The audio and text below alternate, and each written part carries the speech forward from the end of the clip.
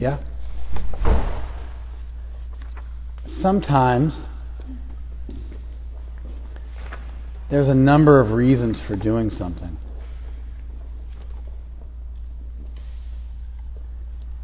In such a case, it's important to present or think about the primary reason for doing something as your starting point. To be more clear,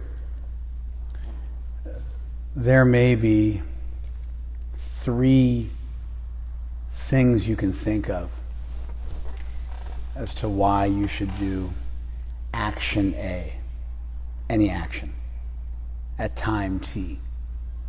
So you're considering whether to take an action at a particular time, and you're thinking, should I do this, should I not do this? There may be 3 things on the table that are involved in that decision, or 5 or 7 or 2. A lot of times we get caught up in the weeds and we discuss points that are very little consequence, because those points may be more malleable. They may be more easy to massage or manipulate, or they may favor the course of action that you prefer, even though it's the wrong course of action. It's important, if you want to think critically, that not only do you think about all the things that are potentially at stake when considering a particular action, or an inaction for that matter, but you also have to weight the items appropriately. You have to weight them.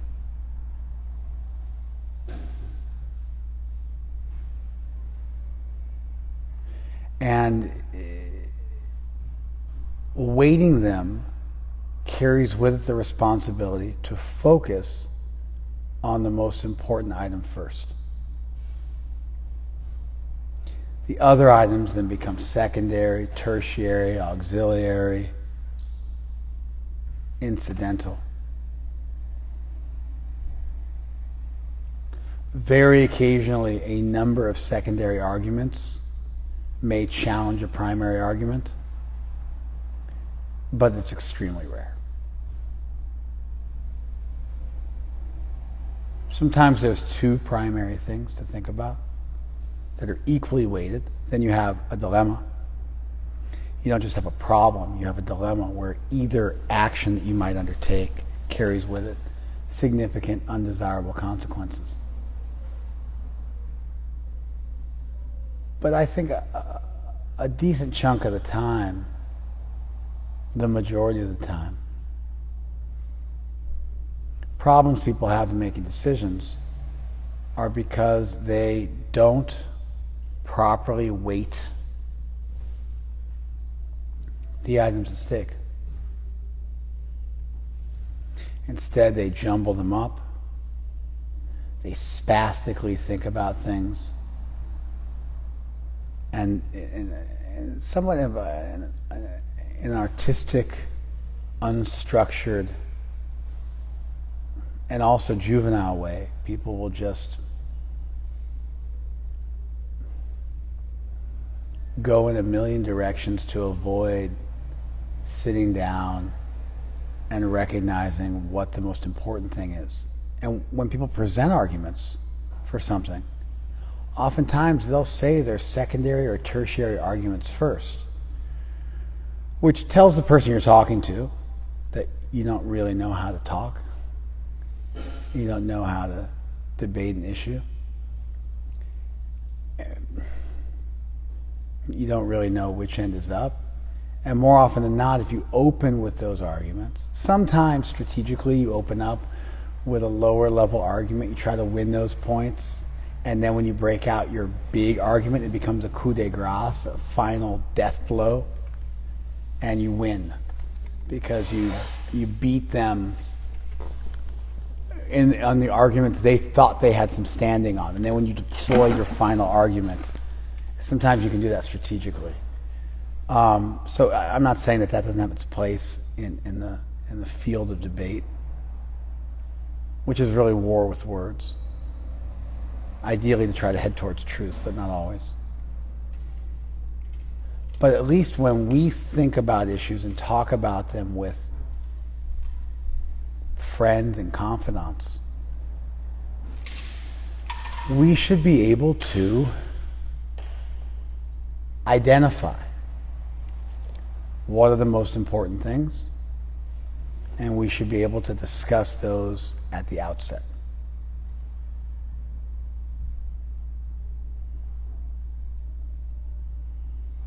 When somebody is not able to do that, when you ask them, what's the essence of this? And they have 4 things, and 3 of them are totally unimportant, and 1 of them might be the essence, and they just spastically mention all 4 of them.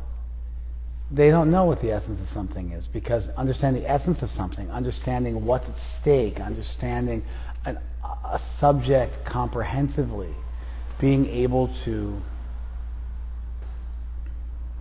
distill something, and ultimately being able to troubleshoot it, depends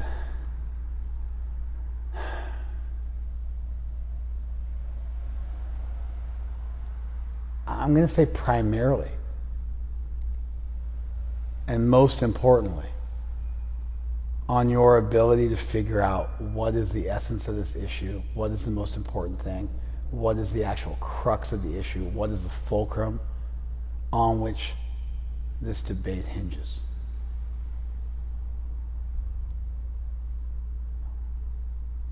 So it's critical. It's essential, it's vital, it's primary in life to become really good at getting to the bottom of things and figuring out what's really at stake and locating the primary point of contention.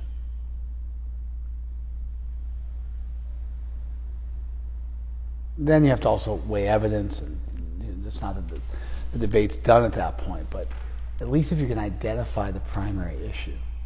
And of course, if you can identify the primary issue, you can probably identify the primary arguments, because it means you have this mindset where you can distill things and flesh out and abstract and think through the most important issues, and you'll also be able to recognize the most important evidence concerning those issues, and you're well on your way to having a much more progressive life. Sometimes you meet really stupid people who are Hare Krishnas, and they just happen to have jumped in with us instead of some other exotic group. But they could have just as easily fallen in with some other group. Those people are in danger because they could still drift off or meet somebody and just go in whatever direction they go in. This is why Krishna says of the 4 people that come to him, the curious and the distressed, and those in need of wealth, and those in search of knowledge, the ones in search of knowledge are the strongest, they're the best. They surpass the others because they won't depart. They've learned how to distill the essence of things. They've learned what's important in life, and so when they come to Krishna, they don't leave. So irrespective of how you show up or in what shape you're in when you show up or the things that are on your plate when you show up, we should all move as quickly as possible.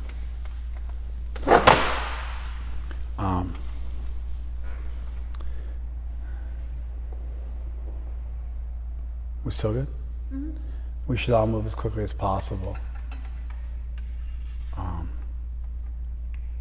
to becoming seekers of knowledge, seekers of truth.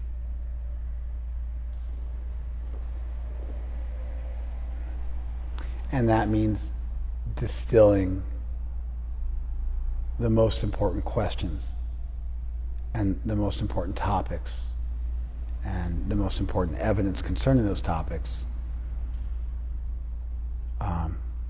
at the outset. Do you guys follow all that? I can't stress enough how primary this is, how important this is for a successful life.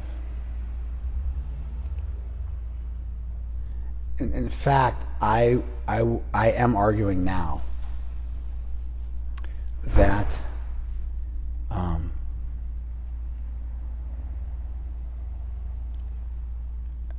if you look at people who are masters in any topic, you'll find that what makes them masters in that topic is that they've learned to figure out the most important things, and then they've studied those most important elements of a given topic. They might have gotten there just because they spent so long on it. Like you could, for example, get into yoga and have just terrible yoga teachers and just through grit, you white knuckle it. You get terrible asana, you injure yourself, you learn how to do everything wrong. And then over the course of 20 years, you've exhausted all the wrong ways that asana can be done, and eventually you realize the right way that asana can be done. That could happen. You're just a persevering, bumbling idiot, and eventually, in due course of time, you, just through trial and error, you invent the wheel. and I'm not saying that can't happen. But that point at which you invent the wheel, you're now in the same category as the person who learned the art of distilling the essence of something and understanding what was important and understanding the critical features of things. And so if you, after 25 or 30 years of just, wasting time doing yoga, if you finally learn what it really means, what are the most important asanas, what are the most important principles in structuring a class, how asanas are best combined. Once you learn that, if it took you 25 years to learn it, then you have become the person I'm talking about. It just took you a lot longer. So however circuitous your route is, however indirect your route is, however many times you have to bump into things in the night. Everybody has the same basic journey to mastery. And that is that they learn what the essence of the subject they're studying is, and they put time into that. And what differentiates the people who achieve a high level of expertise in a short period of time and people who don't ever achieve expertise or take much, much longer is the ability to think clearly, identify essential topics, and then understand good evidence so you know how to move within those topics. So we should all be trying to learn the lost art and science of becoming distillers of truth, seekers of truth, and that means seekers of the essential questions of life. And then once you've sought out those essential questions, seekers of really good evidence and arguments concerning them. But it's this ability to essentialize things and figure out what's really going on, distill things down into simple questions. That's at the heart of deeply thinking through and reasoning through and being able to teach a subject.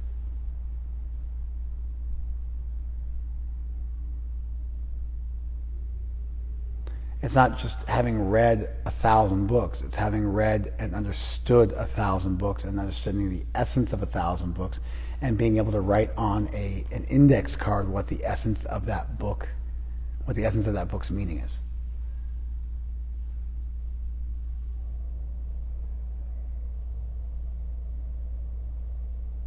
Sometimes, we call this theory and practice, or jnana and vijnana in Sanskrit. Sometimes people call it book smarts and street smarts, although that's not quite what we're talking about.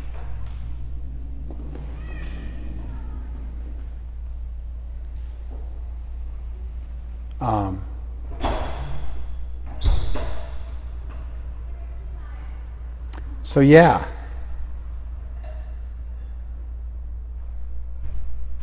we should try to learn the art and science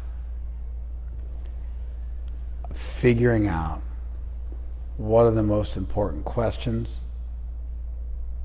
what are the most important topics, what's the essence of something that's confusing to us, what's the fulcrum, what's the hinge, what is the weightiest of topics, what's the weightiest of points of contention, and then using that same ability to distill things and essentialize them, we should then begin to look through the evidence and figure out what the best evidence is and what the weightiest evidence is.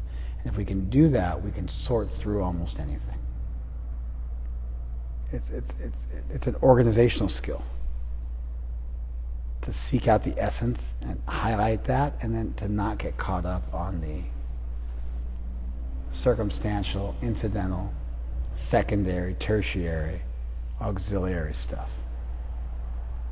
Even though it might be worth considering at some point, it should never be the first thing you think of. And in fact, when I talk to people and we're discussing a topic and they keep introducing secondary, non-primary, small, trivial, less important elements in the conversation, then my job just becomes to point out how that's not the essence of what's going on. And practically speaking, 80% of my job when counseling people is getting them to look at the essence of what we're discussing and not getting caught up on the details. That's the legend to the map of what I do.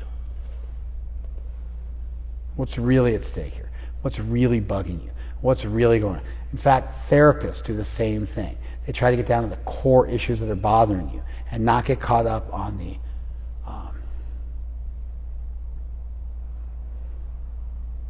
fanciful decoy issues that people present.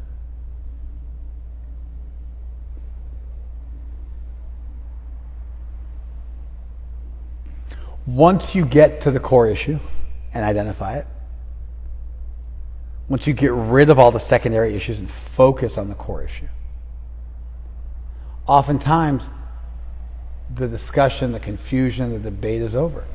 It's simply by identifying what the core issue is and getting the other party to agree to that, then the answer becomes clear just by identifying the problem. If not, at least you can have a healthy debate and not get caught in the weeds, running around aimlessly.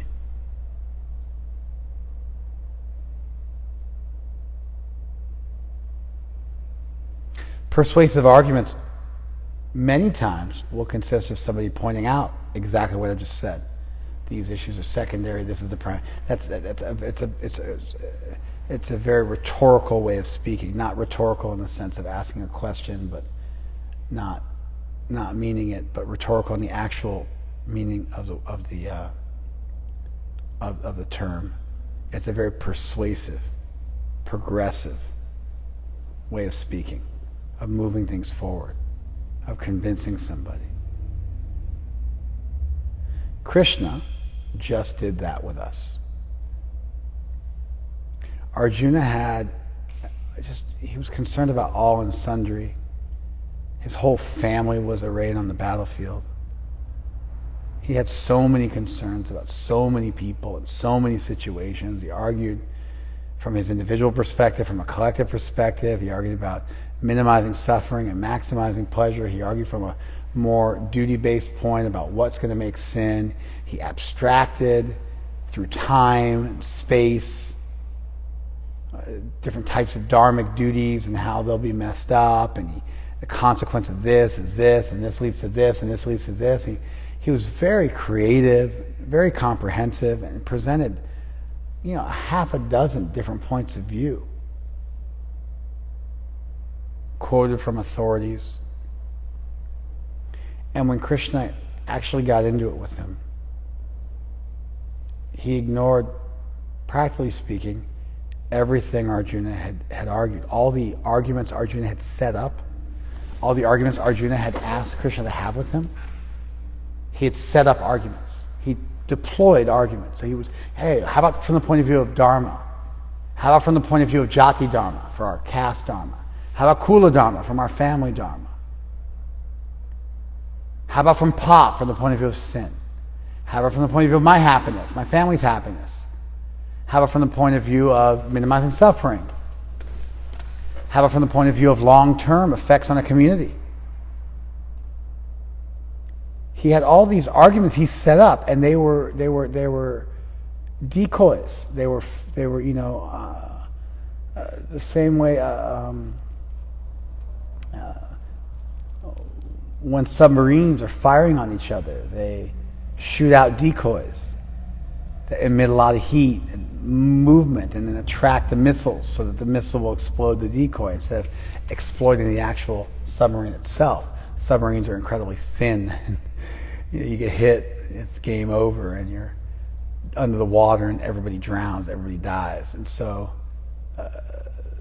they have to be really careful not to get hit. And so they have all these decoys. And aircraft also have these flares that they'll send out when missiles get locked onto them. I primarily know about this from movies and such, but I'm sure it's actually true. I'm sure it's in the movies because it's an evasive tactic that's used. So Arjuna, with all sincerity, really trying to get into it with Krishna, had offered him at least a half a dozen different threads, different arguments to have, and Krishna just ignored them all.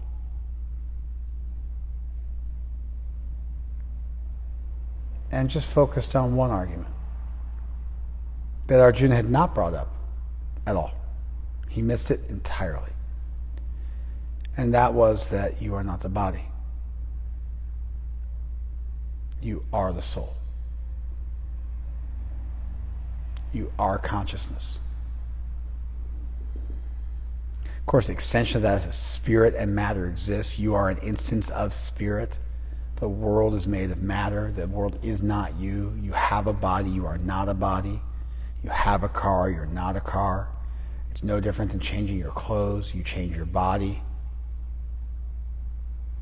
If you deeply think about it, you'll realize there is a witness that's distinct from the body, from the mind even. You may change your mind, but there's a witnesser of all those changes. Subtle, but still sitting there, distinct from even the attitudes within your mind about a given subject. There's the observer of those subjects. You can separate yourself, and that indicates that there's something beyond one's thoughts that is you, because you can watch your thoughts, and that's a very elegant proof you are not your thoughts. Anyway, Krishna makes this argument in a variety of ways. It is a strong argument. There's good evidence for it. We've surveyed it over the last couple of weeks. And in that sense, what Krishna did for Arjuna was he essentialized the topic. He distilled the topic. And if you read the Gita properly, you're left thinking, okay, what else is there to argue? That's it. We're done. We're just in the beginning of the second chapter, and Krishna's nailed it. Krishna crushed Arjuna underfoot. Arjuna's done. Krishna won. He's brilliant. You might still be wondering, well, now that we realize we're a soul, shouldn't we just go to caves and meditate? Why are we still in this battle? So there's some further stuff there's still some further stuff that could be argued. But Krishna is off to this. It's a strong start. You may still have a debate, but the debate now has to be about, as a soul, as an eternal being, having realized your eternality, what should be your level of interaction with this material world. And in fact, we find the bulk of the rest of the chapter is in fact dedicated to, now that you've realized you're a soul, what should be your engagement with this world. And Krishna tries to argue for this duty-based ethic, this enlightened duty-based ethic. Doing your duty but not being attached because you're aware you're a soul and not the body. And that philosophical paradigm allows you to be in this world but not of it. Like the lotus, sitting on the water but not getting wet. So Krishna reframed the entire debate. He didn't end it, because you could still argue that knowledge you're not the body and your soul should lead you to give up all material endeavors and stop being a Kshatriya and stop fighting in battles. And so Krishna has to make further arguments. But before he does that, he takes a moment and he engages a bit with Arjuna's previous lines of argumentation that were all incidental points and much less important points. After having, with laser-like focus,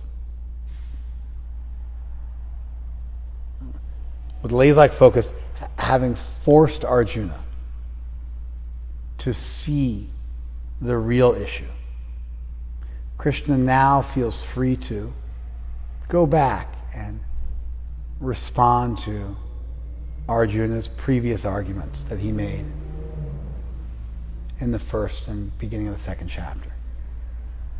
And so he pays a little homage to them. He gives them a little bit of time. He engages with them a little bit. And these arguments are the least philosophical arguments in the Gita. And they're thrown in there almost like I don't want to say a comic relief, but almost like a break in between the two weighty subjects of the second chapter, which are namely a philosophy of life, that you're the soul and not the body, and how to practically implement that while living in this world, and that's buddhi yoga or yoga, which comes later in the chapter, which for Krishna boils down to doing your duty but not being attached to the results. And in between those massive arguments, there's a third point where Arjuna asks to tell him about a spiritualist who has achieved success in this, and Krishna does that. So maybe we could divide the chapter into 3 chunks. Really there's 4, because there's that first piece where Arjuna was crying and Krishna was mocking him. Then there's this massive argument that you're the soul, not the body. And then we have what we're dealing with now. Then we have the next section, which is buddhi yoga or yoga, doing your duty but not being attached. Then Arjuna asks how to tell the person who's become successful, the Stita Pragya Muni, how to tell the person who's become successful. And so there's really 5 distinct chunks within this very, very large chapter, the second longest chapter in the Gita, 72 verses, exceeded only by the 18th chapter, which is 78 verses. And so this little thing we're slipping into for a few verses tonight, in many ways is an intermission to the primary subject of the Gita. And so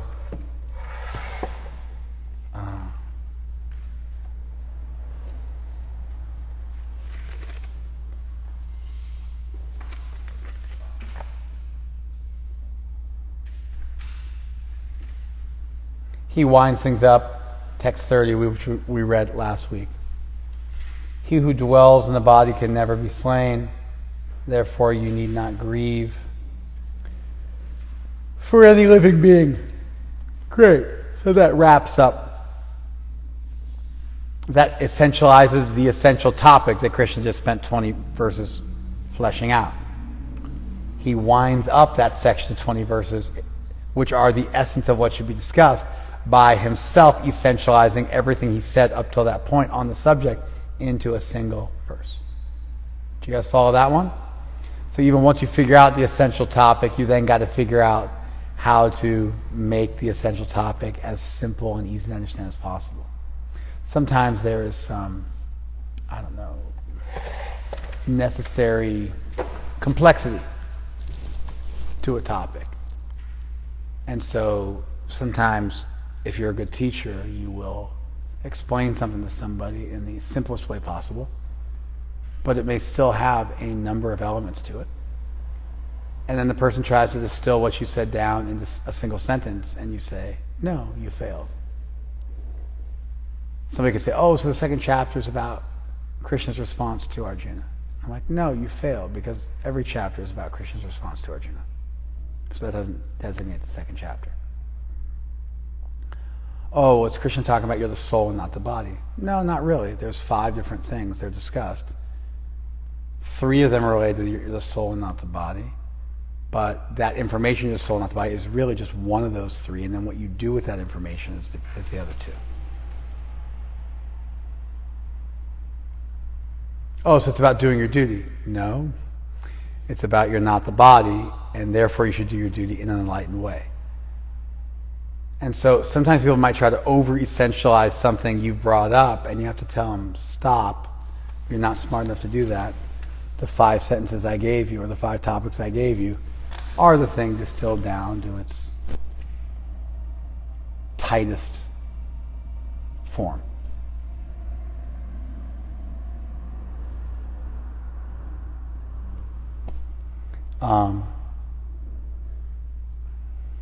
You could say Sankhya Yoga, 2 words, Sankhya Yoga, and I think that would serve as a decent definer of the chapter.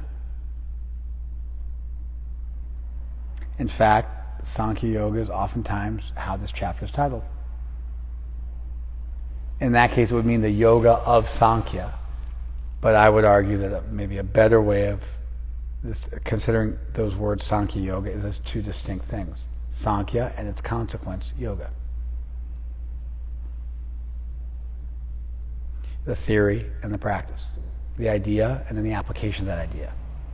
The worldview and then how you live a life with that worldview.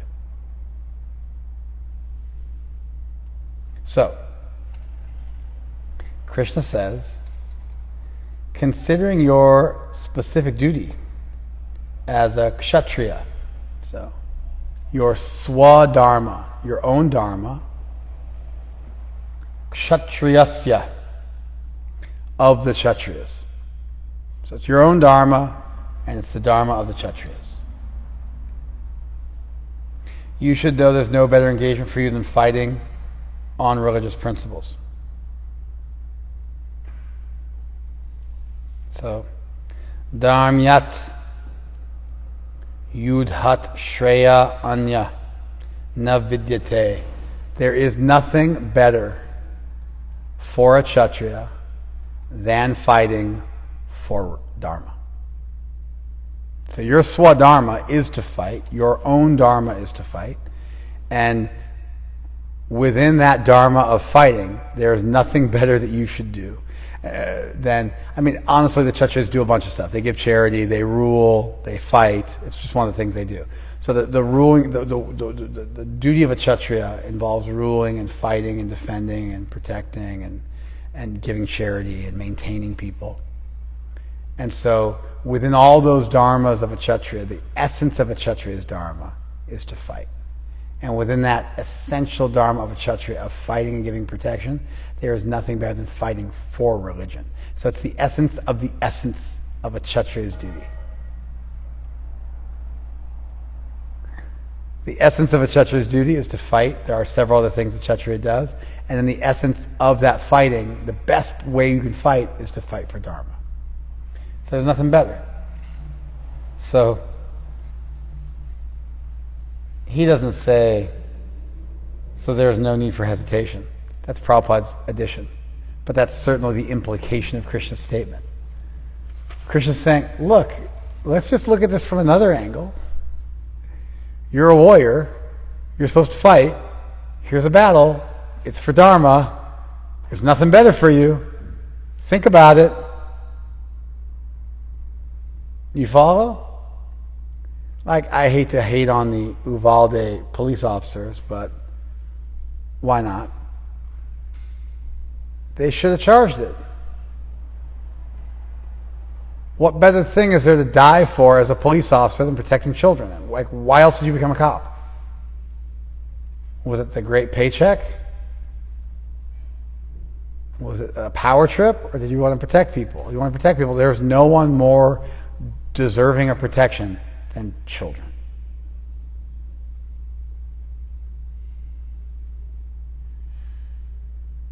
And so, get up. Move. So Krishna's argument is a little bit sophisticated in the sense that he just says in this verse, let's think about it from the point of view of being a Kshatriya. There's nothing better. But if you add it up, that means, okay, then I should go and fight in this battle. I'm a warrior. I fight battles. There's no better battle than the Dharmic battle. This is a Dharmic battle. What am I doing?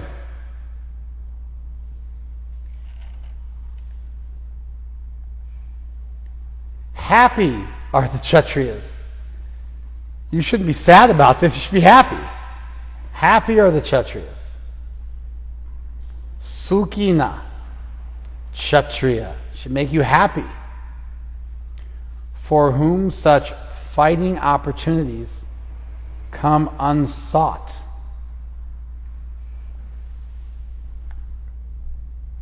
Upapannam yadrichaya, for whom such fights fall at their feet of their own accord. Yadricha means of its own desire. It refers to things which happen accidentally or by chance in Sanskrit, but it also means by that's desire, by God's desire. Upapanna means it fell before you, from pad. It fell before you. So it's just, we say this, opportunity fell upon you. Sometimes we describe even in English. I fell into it. It came to me. That's the communication here. Upapannam also means comes to you. But it literally means falls to you. Falls at your feet. So, happy are the Kshatriyas who gain labante yudham idrisham, who achieve or who get fighting opportunities like this, who get wars like this. Happy are the Kshatriyas who get wars like this. They fall upon you of their own accord. Swarga dwaram apavritam, opening the doors for heaven. Who come on opening for them the doors of the heavenly planets. Just like with Valhalla.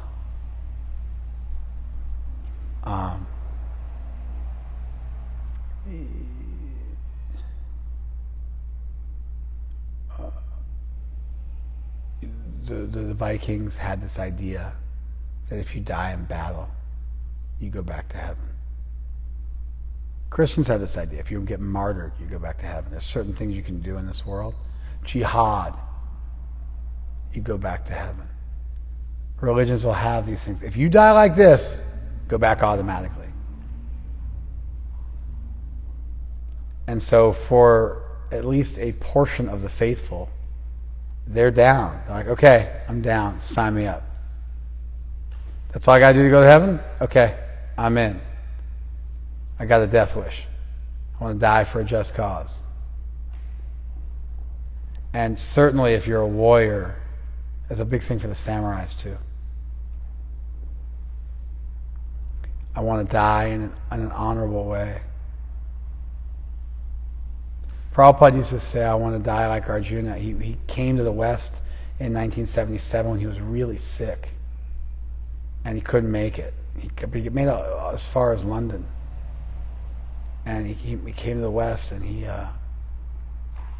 had to go back. But he said, I just want to die like Arjuna on the battlefield. Of course, Arjuna didn't die on the battlefield. But anyway, you get the idea. And so he wanted to fight till his last breath and preach. For him, fighting meant preaching, doing outreach work, helping people, spreading the movement. And so, however it manifests in your life, there is this idea that this is what I'm doing what I was put on this earth to do. And if I gotta give my life to, my heart is full. My heart's full. I die young, I die old. The critical thing is I die for something I believe in, defending, participating in, something I deeply believe in. And so that's the sentiment behind the verse. So, you're a warrior, you do other stuff, but war is kind of your thing. There's nothing better for you than fighting in a dharmic war. It's going to open the doors to heaven. It came of its own accord, so it's not your trippiness. It just fell to you. You fell upon it. What's the problem here? You should be happy.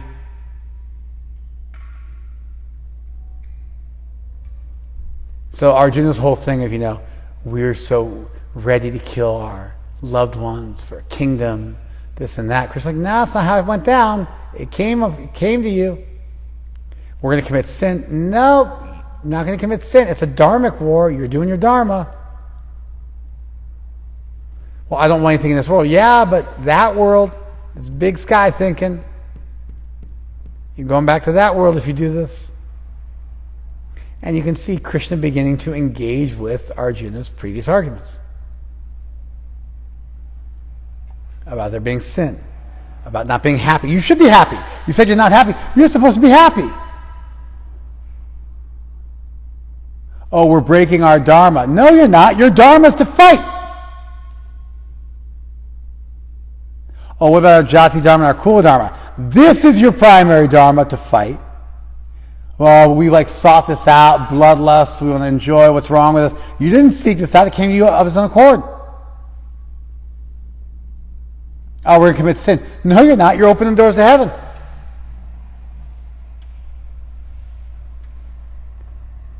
Well, we're breaking our dharma. No, you're not. You're fulfilling your dharma. And there's no better dharma for you as a Kshatriya. What are you on about? The essence of what you do is fight. And the best thing you can do is fight for religious purposes, for dharma. And this is such a dharmic fight. You see how Krishna's engaging with all of Arjuna's initial sideline arguments, but he didn't do it at the beginning. Sometimes you can make a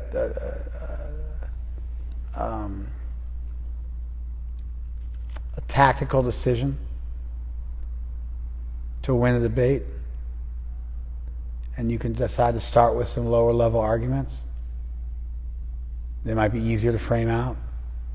You might gain some momentum. You might trip your opponent up. You might know what he's going to say. You can use those earlier, smaller topics to feel out your opponent, to probe, to see where he's weak and strong before you make your final argument. I'm not saying it's not a reasonable strategy. But if you're really having an honest conversation, you're really trying to get to truth, you're really trying to not just have a debate for debate's sake, but you really are trying to get to the heart of something, then you identify the most important issue, you deal with that, and then you can go up and do a little cleanup on the back end in case those are still swirling around in somebody's head. You can then go touch on them quick.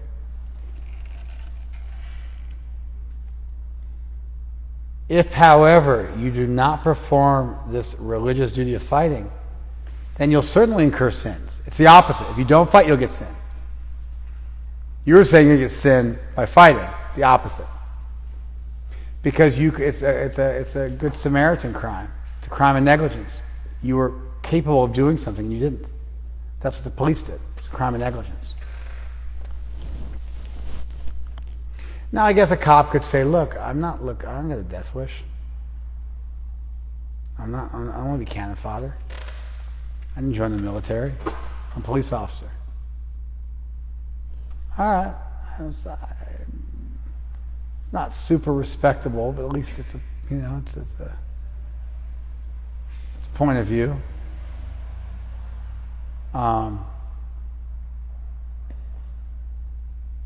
But that's not what we're dealing with here. We're dealing with a warrior who was happy to lay his life down for a just cause. Wasn't a coward.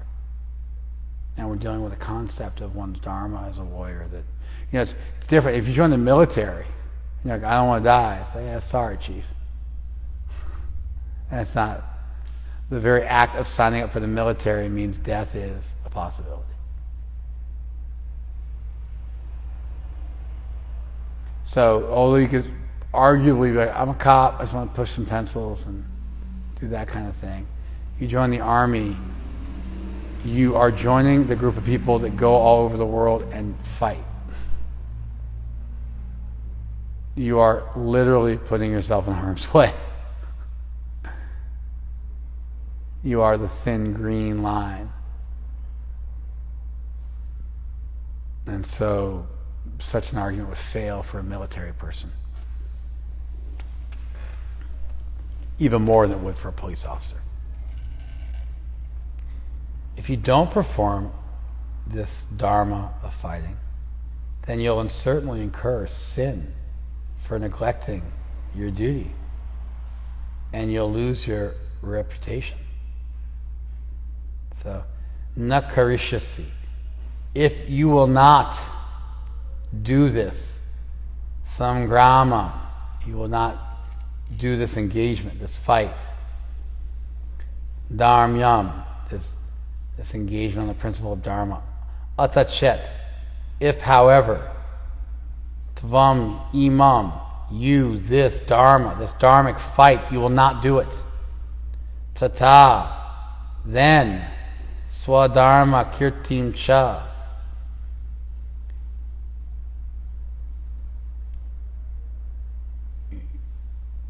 hitva, you'll lose your kirti. That's where you get the word kirtan from. You'll lose your glory, your reputation.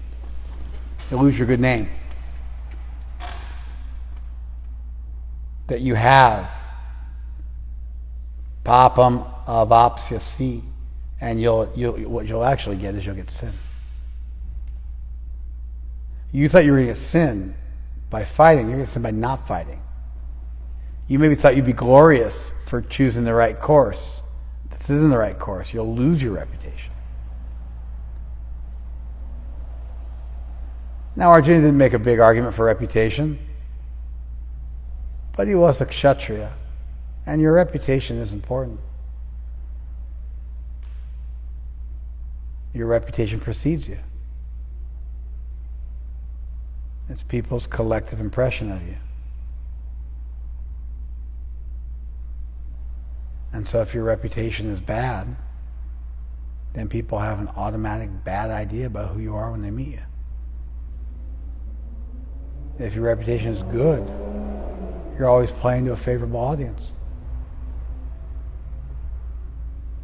Arjuna doesn't actually even make this argument. So Krishna's getting really down and dirty. And he did make mention of this earlier about it being akirti, infamous. But now he's saying you'll lose your reputation. You built this reputation by doing your duty.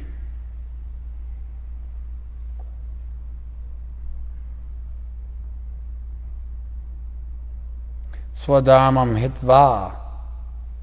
I guess you by giving up your own duty. Hitva kirtim. You'll lose your reputation.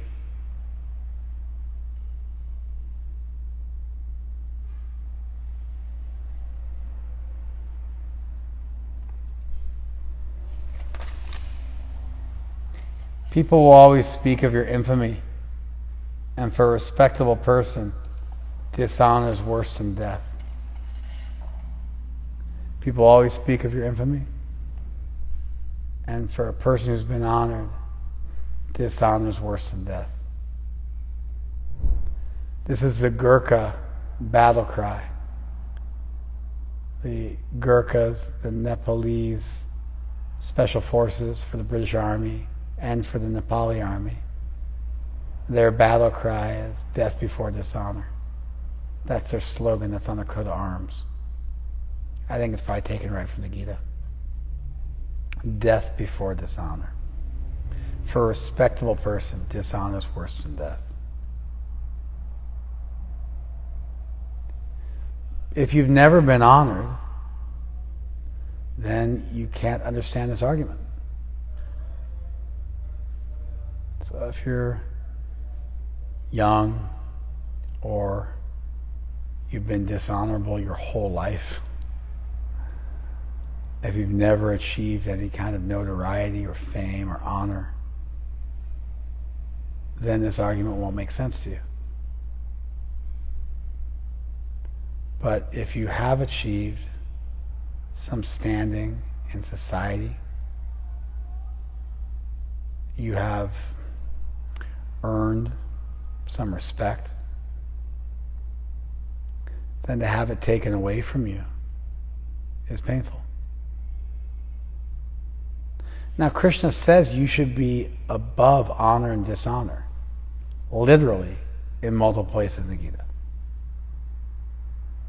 So this argument here clearly is not meant to be taken as Krishna's final argument on the matter. It's not that Krishna is just giving a rah-rah military speech to pump Arjuna up to go and play the fourth quarter. In fact, Krishna's arguments here contradict his later spiritual arguments about being near dvandva, beyond duality, and specifically the duality of fame and infamy.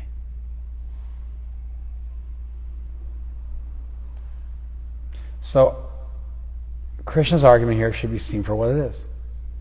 It's an incidental, tertiary, much less weighted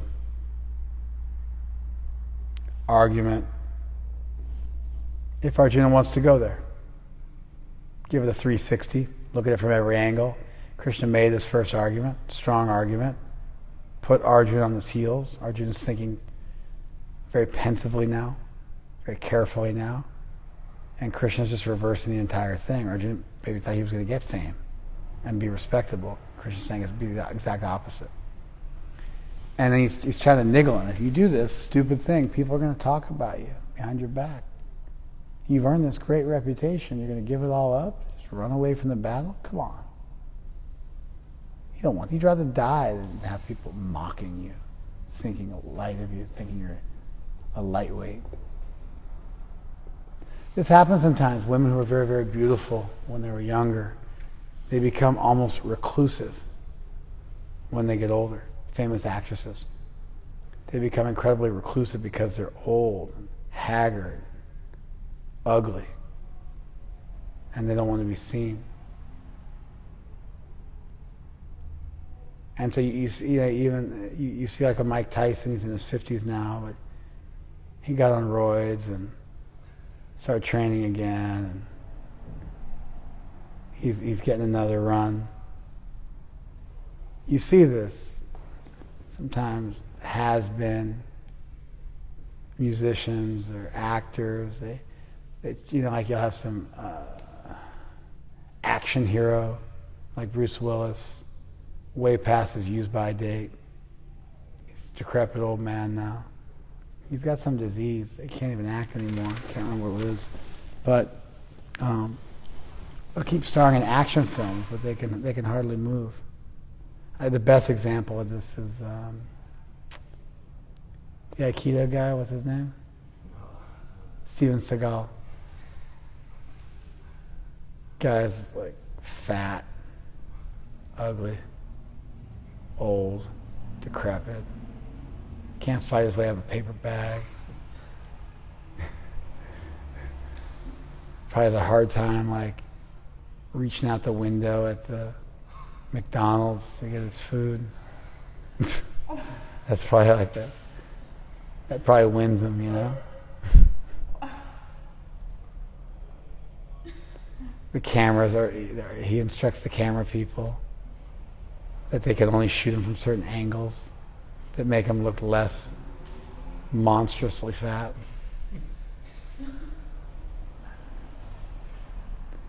It's not doing any more high kicks. They're all like low kicks. He's an ankle biter, kicking to people's ankles. But he's still making 8 movies a year.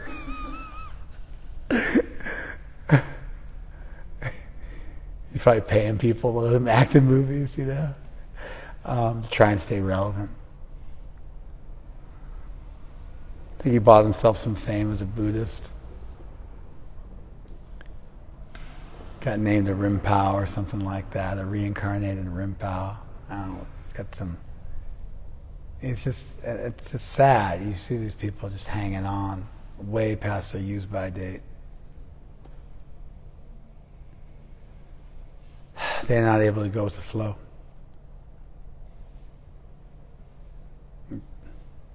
Slay the dragons of their decade. They're just trying to slay the dragons of 4 decades earlier. They haven't moved on. They haven't gotten stronger. They're not succeeding through life. They're just holding on.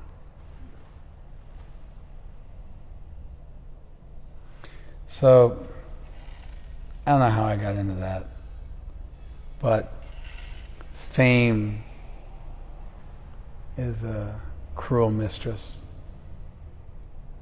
And reputation isn't quite fame. Fame's a little cheesier. Your reputation may be a little nicer. I mean, it's the words kirti, glories. It's pretty much synonymous with fame in Sanskrit. And so,